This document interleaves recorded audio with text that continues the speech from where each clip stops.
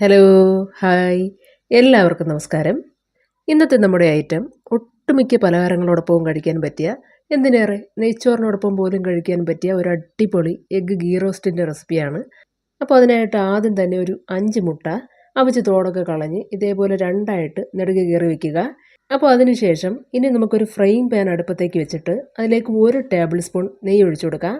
അങ്ങനെ ഈ നെയ്യ് ചൂടായി തുടങ്ങിക്കഴിഞ്ഞാൽ പിന്നെ ഒന്നും നോക്കണ്ട, നമ്മൾ ആ കട്ട് ചെയ്ത് മാറ്റി വെച്ച മുട്ടയുടെ പീസുകളെല്ലാം തന്നെ അതിലേക്ക് നിരത്തി വെച്ച് കൊടുക്കുക. അപ്പോൾ മുട്ടയെല്ലാം ഇതുപോലെ ഒന്ന് നിരത്തി വെച്ച് കൊടുത്തു കഴിഞ്ഞാൽ ഇനി തീ ലോ ഫ്ലെയിമിലിട്ട് ഒരു 5 മിനിറ്റോളം നമുക്ക് ഈ മുട്ടയുടെ ഒരു വശം ഒന്ന് മൂപ്പിച്ചെടുക്കാം. മുട്ടയുടെ ഒരു വശം മൂത്ത് ചെറിയ തോതിലൊന്ന് ചുവന്ന് വരുമ്പോഴേക്കും തിരിച്ചിട്ട് മറുവശവും കൂടി ഒന്ന് മൂപ്പിക്കാം. ഇവിടെ ഇപ്പോൾ ഈ കാണുന്നത് പോലെ തന്നെ മുട്ടയുടെ 2 വശവും മൂത്ത് കിട്ടിയിട്ടുണ്ട്. ഇനി നമുക്കിത് പാത്രത്തോടു കൂടി തന്നെ ഒരു വശത്തേക്ക് മാറ്റി വെച്ചിട്ട് നമുക്ക് ഈ റോസ്റ്റിലേക്ക് ആവശ്യമായിട്ടുള്ള കുറച്ച് ചേരുവകളെല്ലാം ഒന്ന് അരച്ചെടുത്ത് വയ്ക്കാം. അതിനായിട്ട് നമ്മളിവിടെ ഒരു ജാറിലേക്ക് ഒരു 2 മീഡിയം സൈസ് തക്കാളി ചെറുതായിട്ട് അരിഞ്ഞിട്ട് കൊടുത്തിട്ടുണ്ട്. ഇനി ഇതോടൊപ്പം തന്നെ കുറച്ച് മല്ലിയിലയും പോരാത്തതിന് 2 പച്ചമുളകും കൂടിയിട്ട് നമുക്കിത് നല്ല പേസ്റ്റ് പരുവത്തിന് അരച്ചെടുത്ത് വയ്ക്കാം. അപ്പോൾ ഇത്രയും ഒന്ന് സെറ്റ് ചെയ്ത് വെച്ച് കഴിഞ്ഞാൽ ഇനി ഒരു കടായി അടുപ്പത്തേക്ക് വയ്ക്കുക.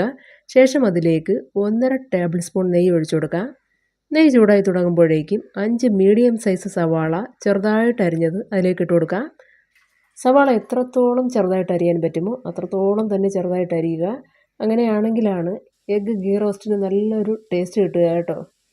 അപ്പോൾ സവാള ഇട്ട് കൊടുത്തു കഴിഞ്ഞാൽ ഇനി ഇതിലേക്ക് ഇഞ്ചിയും വെളുത്തുള്ളിയും കൂടി ചതച്ചെടുത്തത് 1 ടീസ്പൂൺ അളവിൽ ചേർത്ത് കൊടുക്കുക.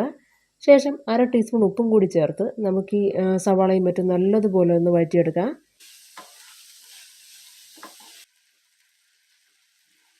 അങ്ങനെ ഈ സവാള നന്നായിട്ട് വഴണ്ട് ഈ കാണുന്നത് പോലെ നല്ലൊരു ബ്രൗൺ കളറായി തുടങ്ങുമ്പോഴേക്കും ഇനി ഇതിലേക്ക് നേരത്തെ അരച്ച് മാറ്റി വെച്ച ഒരു തക്കാളിയും മറ്റും ഉണ്ടല്ലോ അതൊഴിച്ചു കൊടുക്കാം.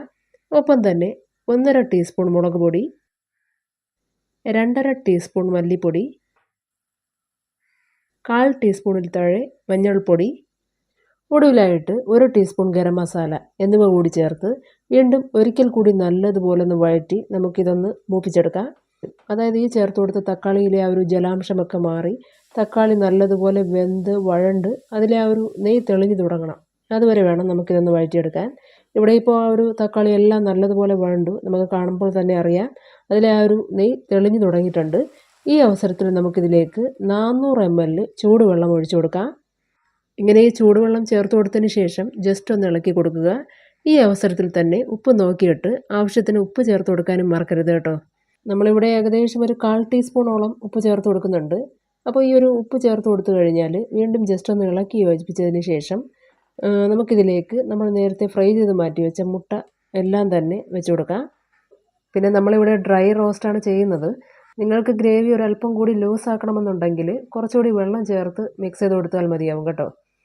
അങ്ങനെ ഇവിടെ ഈ മുട്ട മുഴുവനായിട്ട് വെച്ച് കൊടുത്തതിന് ശേഷം ഇനി ഈ മുട്ട ഫ്രൈ ചെയ്തെടുക്കാനായിട്ട് ഉപയോഗിച്ച കുറച്ച് നെയ്യുണ്ടല്ലോ അതുകൂടി നമ്മളിതിലേക്ക് ഒഴിച്ചു കൊടുക്കുകയാണ്.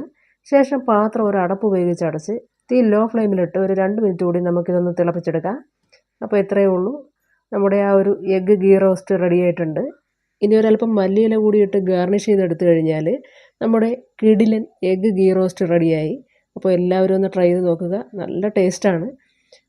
അപ്പോൾ അതുപോലെ ഇന്നത്തെ വീഡിയോ എല്ലാവർക്കും ഇഷ്ടമായി എന്നുള്ള പ്രതീക്ഷയോടുകൂടി നിർത്തുന്നു. മറ്റൊരു വീഡിയോയുമായി വീണ്ടും കാണുന്നത് വരേക്കും നന്ദി, നമസ്കാരം.